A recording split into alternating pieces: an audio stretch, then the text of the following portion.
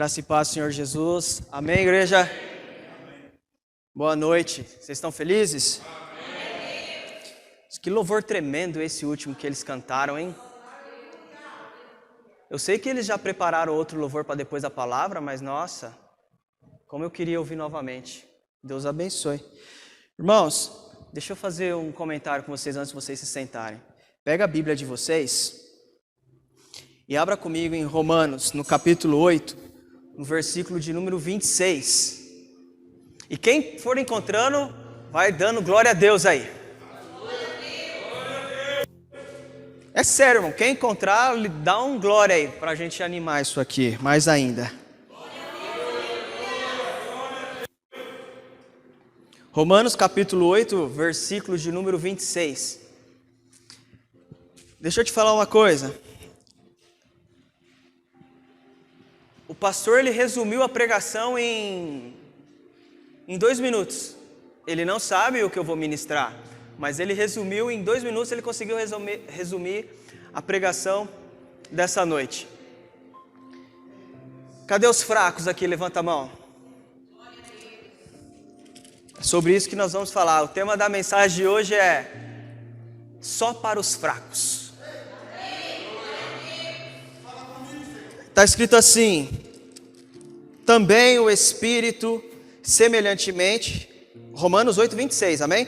Também o Espírito semelhantemente nos assiste em nossa fraqueza, porque não sabemos orar como convém, mas o mesmo Espírito intercede por nós sobremaneira, com gemidos inexprimíveis. E aquele que sonda os corações sabe qual é a mente do Espírito, porque segundo a vontade de Deus é que ele intercede pelos santos. Versículo 28. Sabemos, pois, que todas as coisas cooperam para o bem daqueles que amam a Deus, daqueles que são chamados segundo o seu propósito. Amém? Pode fechar sua Bíblia, tome seu assento. E eu quero fazer mais uma introdução aqui com vocês. Mas Deus escolheu as coisas loucas deste mundo para confundir as sábias. Deus escolheu as coisas fracas deste mundo para confundir as fortes. A primeira pergunta que eu tenho para você nessa noite, porque hoje tudo que eu vou passar aqui para vocês nessa noite é o que eu fui ministrado nessa semana e especialmente na tarde de hoje. Você é uma pessoa que se considera fraca ou você é uma pessoa que se considera forte? Na igreja nós temos as pessoas que são fracas e por serem genuinamente fracas são fortes. Mas nós temos as pessoas que também são fracas, literalmente fracas. No sentido espiritual, fraca é uma pessoa que está longe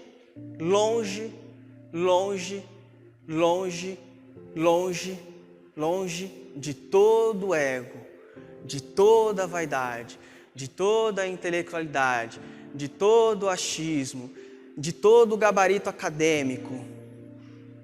Vou te mostrar na Bíblia. E temos as pessoas que são fortes, aquelas que colocam a confiança no seu próprio braço, aquelas que colocam a confiança no seu carro, aquelas que colocam a confiança na sua conta bancária, aquela que coloca a sua confiança no seu patrimônio, aquela que coloca a sua confiança em si mesmo. Nós temos as pessoas que são fracas, doentes, e nós temos as pessoas que são fracas e saudáveis espiritualmente. No decorrer da palavra a gente vai entender um pouco melhor esses dois públicos de pessoas fracas. E vamos fazer um trocadilho com as pessoas fortes. Então nessa noite eu pedi para Deus o seguinte: Deus, o Senhor vem fazendo uma cirurgia espiritual em mim já faz muito tempo. E eu estou no meio dessa cirurgia espiritual. E normalmente eu prego o que eu vivo. Normalmente eu prego o que eu estou passando. Normalmente eu prego o que eu já passei e o que eu vivi. Mas não seria errado eu também pregar o que eu não vivi ainda, porque desde que seja bíblico, a palavra é maior do que o pregador. A palavra é maior do que o profeta. Mas eu quero pregar aqui para vocês algo que eu venho vivendo. Deus, ele vem fazendo uma cirurgia espiritual em mim. Só que quando Deus está fazendo algo em mim, e nós que somos chamados para levar a palavra de Deus adiante, Deus fala assim, olha, eu vou fazendo em você e você vai transbordando para as pessoas. Eu vou fazendo em você e você vai compartilhando com as pessoas. Então é isso que eu quero compartilhar com vocês hoje. Eu vou fazer só mais uma vez, mas olha para a pessoa que está do seu lado e fala para ela o seguinte, você vai passar por uma cirurgia espiritual nessa noite.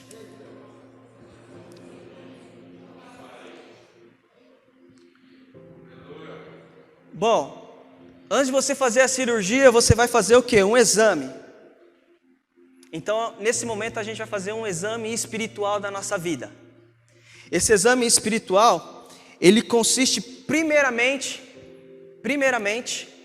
em você fazer uma autoanálise de si mesmo.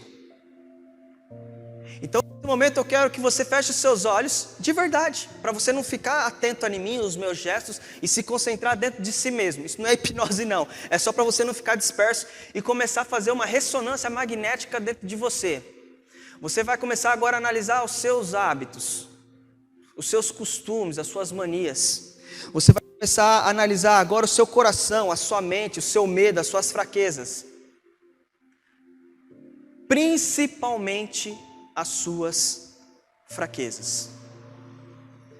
Você vai começar agora a fazer essa ressonância magnética. Vai passar mesmo pelo teu coração agora. Vai fazer assim uma lavagem no seu coração ali agora, uma cirurgia. Você vai passar pela sua mente agora. E vai começar a refletir, porque o Espírito Santo vai colocar no seu coração agora tudo aquilo que você sabe que você precisa melhorar na sua vida espiritual. E uma vez que você faz essa ressonância magnética, você vai para a segunda etapa, que é o quê? O diagnóstico. Mas no momento que você estava fazendo essa ressonância magnética dentro de você, eu tenho certeza que algumas pessoas daqui já falou a seguinte frase: eu nasci assim, eu sou assim. Enquanto Deus olha para você e diz: você nasceu assim, mas eu não quero você assim. Você nasceu com o coração endurecido, mas eu não quero você com o coração endurecido. Você nasceu assim, pecador, mas eu não quero você pecador, eu quero você redimido. Eu quero você justificado. Você nasceu assim, cheio de si mesmo. E Deus vem e fala assim: não, eu não quero você assim cheio de si mesmo. Eu quero você assim vazio de si mesmo, para que eu e o meu espírito transborde sobre você. Aleluia. Então, você primeiro faz essa autoanálise. E aí vem a segunda etapa, o diagnóstico. Bom, você já reconheceu quais são os seus medos. Você já reconheceu quais são as suas fraquezas. Então agora vem o diagnóstico. O diagnóstico sai o exame. Você pegou o exame vai falar para você que você é pó. Do pó você veio e do pó você vai retornar. Por pó você vai retornar. Mas isso falando da matéria física, isso falando da sua carne. Porque não é o corpo que tem alma, é a alma que tem o corpo. A nossa alma está dentro do nosso corpo. E nós somos templo do Espírito Santo. Nós somos a casa do Pai. Então, mas você reconhece que do pó você veio e do pó você vai retornar. Mas você também reconhece que você é filho. Você reconhece que você é alma. E que você nasceu para viver eternamente. Então o seu corpo volta para a terra. Mas a sua alma, se estiver em Cristo Jesus, viverá eternamente com Ele. Você reconhece então que as nossas obras são como trapos de imundícia, segundo a Bíblia nos diz. E quando eu leio isso, que as nossas obras são como trapo de imundícia, isso soa uma coisa de tipo: nossa, o que eu faço não tem valor de maneira alguma. A Bíblia vai dizer que a obra do Senhor, aquilo que você faz para o Senhor, não é em vão, Ele recompensa.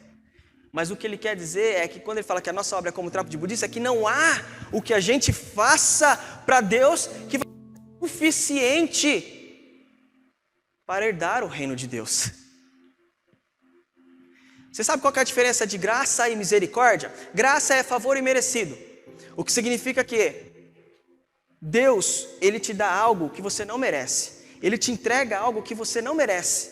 Isso é graça, favor imerecido. Ele te faz um favor que você não merece. Graça. Você está aqui, você não merece, mas você está aqui por causa da graça do Senhor. Eu estou aqui pregando porque eu mereço? De maneira nenhuma. Eu estou aqui por causa da graça do Senhor. Mas também tem a misericórdia. A misericórdia já é diferente. Enquanto a graça é, eu te dou aquilo que você não merece, mas eu te dou. A misericórdia é, você merece isso, mas eu não te dou. Ou seja, eu mereço a condenação, mas eu não te dou. Eu não te condeno. Eu te justifico. Eu te purifico. Eu te lavo. Eu te salvo. Eu te aperfeiçoo. Nesse diagnóstico, nós vamos encontrar o quê? Um espinho na carne. E aqui começa a mensagem. Espinho na carne. A gente já falou sobre isso. Espinho na carne. Paulo estava dizendo isso. Paulo pedia para que Deus tirasse esse espinho na carne dele. Ele falava assim, olha, durante a semana eu vou pregar a palavra, eu vou plantar a igreja, eu vou fazer e tudo mais, e eu planto a igreja, e eu dou assistência para os meus irmãos que estão liderando a igreja, mas daí na outra semana vem Satanás e me esbofeteia, e me coloca no chão. Mas ok, eu consigo me levantar, e na outra semana eu vou lá e prego o evangelho, e eu vou lá e eu liberto os cativos. E eu vou lá e vou pregar o evangelho, e vou levar a palavra de Deus para longe. E eu vou fazer a obra do Senhor. E aí na outra semana vem Satanás e me esbofeteia, e dá na minha cara, e vem querer me humilhar, e vem me colocar para baixo de novo. E aí Paulo ele pede para Deus 3 vezes, para que Deus tire aquele espinho na carne dele, e Deus fala assim, não, eu não vou tirar. Por quê? Porque a minha graça te basta. Eu não vou tirar, por quê? Para que você não se ensoberbecesse, porque Paulo ele teve algumas visões. Ele vai dizer assim, que teve um homem que subiu ao 3º céu e contemplou coisas que são inefáveis, que não é digno do homem saber. E Paulo, ele fica cheio de si, por quê? Porque ele viu coisas assim, sobrenatural, ele viu coisas assim, que não dá para explicar, e eu nem encontro aqui palavras para dizer, mas ele fala, não é lícito o homem saber, mas Paulo, os teólogos dizem que foi Paulo que teve essa visão. Então, para que ele não ficasse cheio de si mesmo, ele tem um espinho na carne. Sabe para quê? Para manter Paulo humilde. Para manter Paulo uma pessoa que, olha, não é porque você teve essas visões, essas revelações, que você vai se achar o tal. Que você vai se achar o mais espiritual da igreja. Não é porque você vivenciou milagres, não é porque você pregou e pessoas foram curadas, pessoas foram libertas, não é porque o louvor veio aqui e cantou e a igreja recebeu e foi uma bênção e repercutiu, que vocês vão ficar se achando. Eu vou colocar um espinho na carne de vocês, para vocês darem uma segurada e baixar a bola. É isso que o espinho na carne significa. Muitas vezes a gente quer nos livrar de algumas coisas que nos mantém num sentimento de tipo, eu sou um hipócrita. Mas na verdade Jesus está falando assim, não, você não é um hipócrita. É só para você entender que a sua salvação depende de mim, não dos seus esforços. É só para você entender que não é sobre você, é sobre mim. Então você começa a se deparar com esse tipo de diagnóstico que, caramba, eu também não sei orar. É a Bíblia que está falando, é Deus que está falando, olha, você não sabe orar como convém. O pastor já pregou sobre isso. O diagnóstico, ele vai falar para mim o seguinte, que os pensamentos de Deus, quando você fez essa ressonância é ótima. Quando você fez essa ressonância magnética, você está rindo, né, Mateus? Você vai pregar aqui, você vai ver que eu estou tremendo. Ó, tá rindo ainda? Olha lá, pastor, disciplina ele. Aí, ó, você faz essa ressonância magnética, aí você vai se deparar com uma seguinte situação. Espera aí. No meu exame aqui saiu que os pensamentos de Deus são maiores que os meus.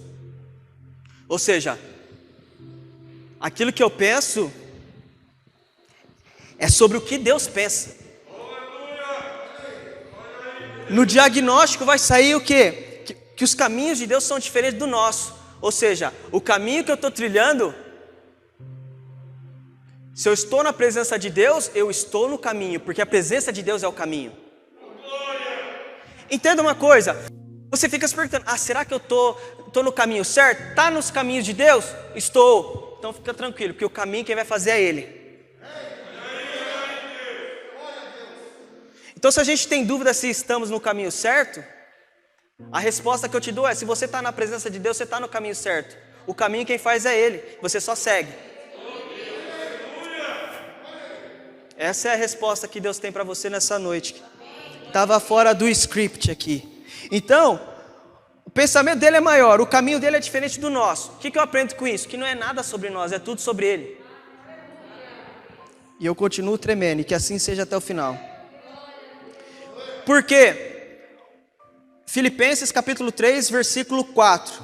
E aqui vem a grande revelação da mensagem dessa noite. Segura aí. Se for bênção, você dá glória, amém? Aqui vem a grande revelação dessa noite. A mensagem consiste nisso aqui. Paulo está dizendo. Paulo, para quem não conhece, Paulo era o cara. Para quem não conhece, se tinha alguém que poderia se gloriar em si mesmo e falar assim, eu sou o cara, era Paulo. Um cara estudado, um cara letrado, um cara poliglota, um cara que era o cara. Ele tinha todos os QIs que você pode imaginar. Ele, se fosse nos dias de hoje, ele seria doutorado, mestrado, com diversas formações, um cara intelectual, espiritual. Esse era Paulo. E aí vem, embora, Paulo dizendo, eu mesmo tivesse razões para ter confiança. Se alguém pensa que tem razão para confiar em si mesmo, olha o que Paulo está dizendo. Se alguém pensa que tem confiança para confiar em si mesmo, imagina eu. É como se eu aqui, Júlio Palhoto, chegasse aqui e falasse, galera, se vocês pensam que vocês são isso, que são aquilo, imagina eu. Ou o pastor subindo aqui, ou você mesmo subindo aqui diante da igreja e falando, se vocês pensam que vocês são, imagina eu. Imagina eu quem, Paulo? Ele vai dizer, circuncidado no 8º dia, isso dá para ele um patamar diferente dos outros. Pertencente ao povo de Israel, isso sobe mais a patente dele ainda. Da tribo de Benjamim, isso coloca ele aqui, na elite. Verdadeiro hebreu, quanto à lei, fariseu, quanto ao zelo, perseguidor da igreja, e quanto à justiça que há na lei, ou seja, quanto à justiça que há na lei, eu domino.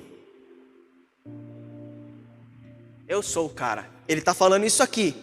Só que ele fala, mas o que para mim, isso tudo que eu acabei de falar, isso tudo que eu conquistei, o que para mim era lucro, ele está dizendo, passei a considerar como perda. Por quê? Porque eu conheci Jesus. Então por isso...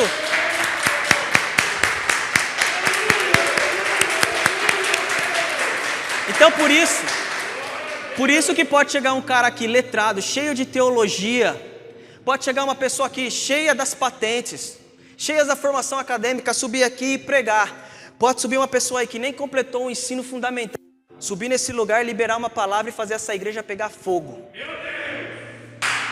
Porque não é sobre o que você estudou, é sobre Jesus. Então Paulo fala assim, olha, tudo isso aqui que eu aprendi, acabou. Tudo isso aqui que eu achava que eu era, não sou mais. Entenda uma coisa, a diferença de ser... o relógio não é de Deus. Olha só a hora. Não, é de Deus sim. A diferença entre ser e estar. O verbo ser e o verbo estar. O verbo estar, ele é transitório. O que significa? Eu estou, mas não significa que eu vou ser para sempre. Eu disse isso na live, você pode estar desempregado, mas não significa que você vai estar desempregado para sempre. Você pode estar se sentindo um fracasso, mas estar é transitório. Já já você vai se sentir o que Paulo vai dizer aqui no laudo final. Eu já vou me antecipar só, vou dar um spoiler do laudo final. O laudo final é que Paulo chega à conclusão que ele é mais do que vencedor em Cristo Jesus. Bom, ele continua, mais do que isso, considero tudo como perda comparado à suprema grandeza do conhecimento. Ou seja, ele considera como perda, por quê? Porque ele conheceu agora Jesus, o meu Senhor.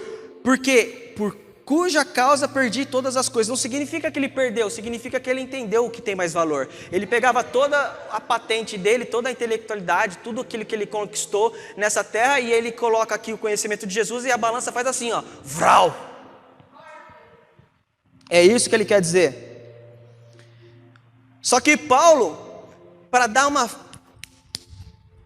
uma ênfase e deixar essa passagem mais marcante, ele fala algo para mim, para nós, que eu acho assim, é ousado, mas eu entendo porque usou essa palavra. Ele fala assim, vocês não entenderam ainda, né? Vocês estão achando que eu ainda valorizo isso? Ele fala, tudo isso eu considero como esterco. Ai.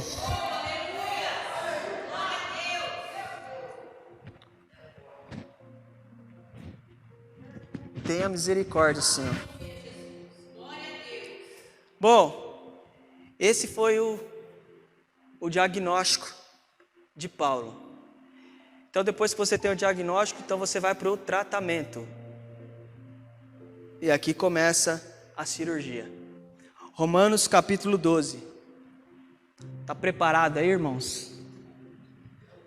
Para a cirurgia? Romanos capítulo 12, no versículo 2. Você está entendendo aí? Dá um glória a Deus, irmãos. Não vos conformeis com este mundo, mas transformai-vos pela renovação da vossa mente, para que proveis qual é a boa, agradável e perfeita vontade de Deus. A cirurgia espiritual, ela acontece exatamente aqui, quando a gente renova a nossa mente. O pastor falou aqui agora, por que eu disse que essa mensagem é só para os fracos? Porque Paulo entendeu que ele se achava forte com tudo isso, mas na verdade ele entendeu que aquilo era esterco. E ele passou a priorizar o conhecimento de Cristo. E quando ele começa a priorizar o conhecimento de Cristo, ele tem a audácia de falar, agora eu entendi, para mim, o viver, o morrer, glória a Deus, quem já pegou? O viver, ele chega e fala assim, o viver é Cristo, o morrer é lucro. Significa que ele queria morrer? De maneira alguma, mas ele entendeu que enquanto eu estiver aqui na terra, eu vou servir a Cristo. E se eu morrer é lucro, porque eu vou estar no céu.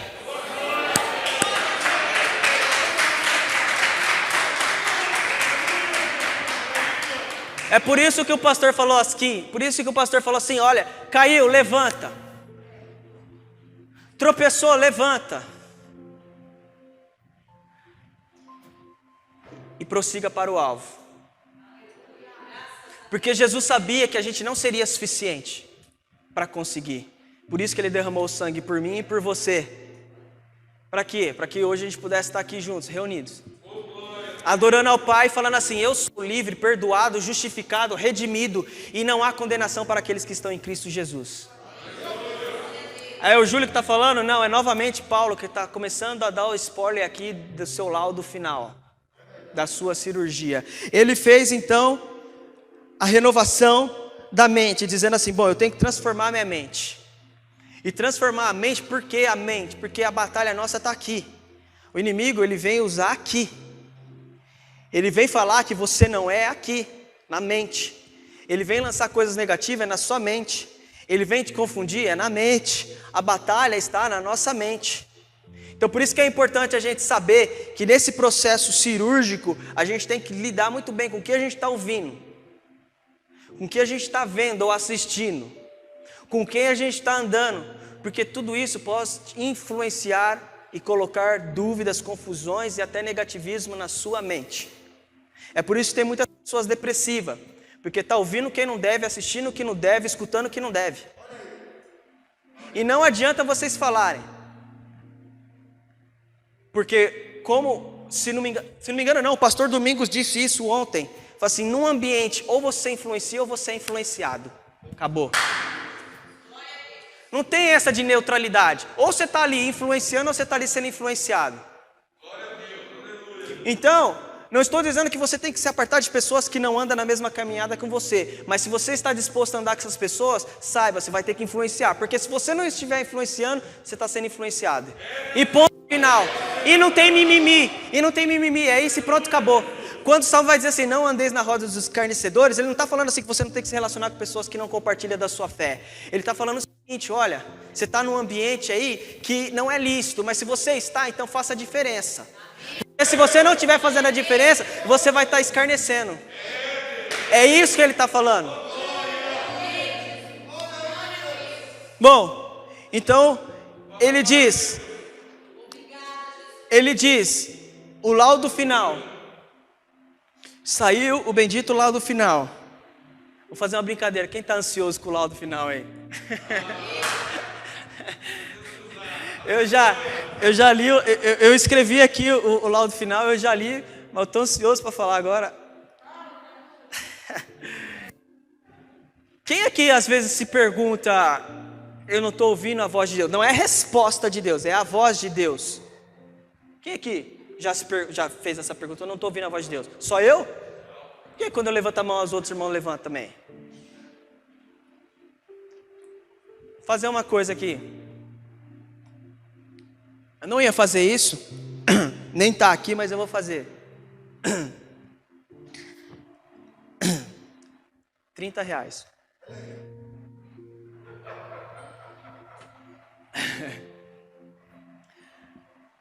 Deixa eu usar o irmão. Usar o irmão. Nossa, tá? O irmão Fernando. Vou usar você, tá bom, irmão Fernando? Mas é bênção.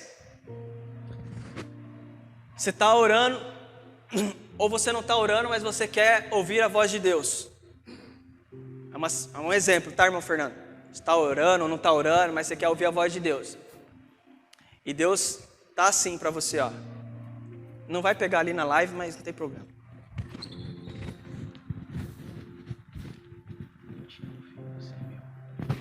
Você ouviu o que eu falei?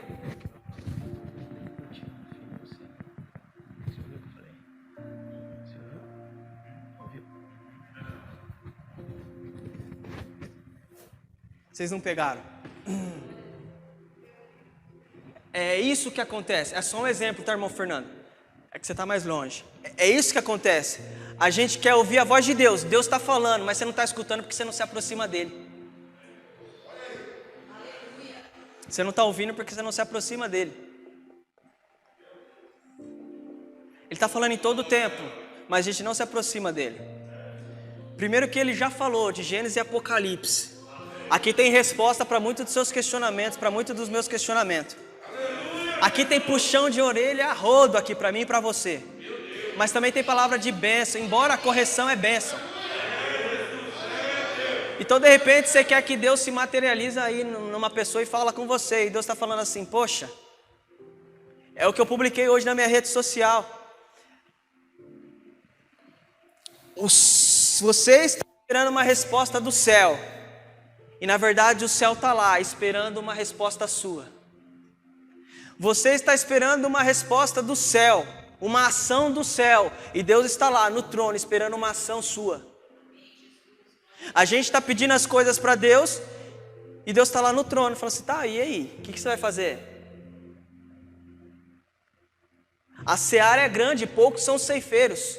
Existem milhares de necessidades aqui na igreja para você servir ao Senhor. E você está acomodado, sentado. Porque você quer uma resposta do Senhor para até então começar a fazer alguma coisa. Tem um monte de oportunidade para você aí fora. E nós estamos o quê? Acomodados. Porque a gente vai esperar resolver o problema A e B e C para então começar a servir. E Deus está falando assim, me sirva que eu resolvo o problema A, B e C. Não por uma questão de troca, mas porque o ir resolve os caminhos. O pastor fala aqui e eu levo comigo, quando você cuida das coisas de Deus, Deus cuida das suas coisas. E aí vem o laudo final. Bom, depois que Paulo entende tudo isso, e aí eu quero fazer aqui, abrir um parênteses, eu já vou terminar a mensagem.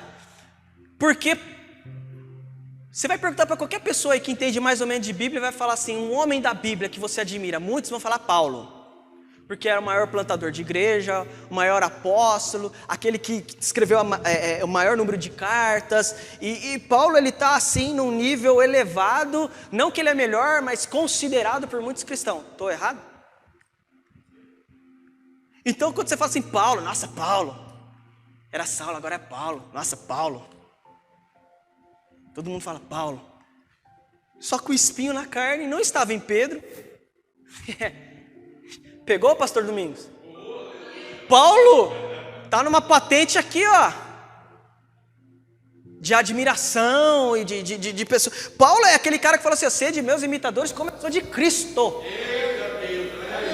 Paulo foi o único dos apóstolos que falou, sede os meus imitadores como eu sou de Cristo. Olha a autoridade do cabra. E foi nele que estava o espinho na carne. Por quê? Eu não tenho uma resposta certa. A Bíblia não fala porque o espinho estava na carne de Paulo e não de Pedro e não de... Mas eu tenho o meu achismo. É o meu. O meu achismo faz até sentido. Estava na carne estava na carne de Paulo, para mim, para mostrar que somos todos carne. Somos todos iguais, não tem o maior e o menor. O único maior é Jesus. O que está abaixo de Jesus, somos todos iguais, somos todos irmãos, somos todos pecadores, destituídos da glória de Deus, mas salvos pela cruz de Cristo e redimidos. Pois bem, então depois de Paulo entender todas essas coisas, vem o laudo final. Depois da cirurgia, ele entende uma coisa. Vamos combinar o seguinte, só se você sentir, por livre e espontânea pressão, eu vou falar aqui e você vai dar glória a Deus aí, amém? Laudo final, Paulo ele vai dizer, eu entendi. Entendeu o que, Paulo? Que eu posso todas as coisas naquele que me fortalece. Eu entendi agora, entendeu o que, Paulo? Que em Cristo somos mais do que vencedores. Entendeu o que, Paulo? Que o poder de Deus se aperfeiçoa na minha fraqueza.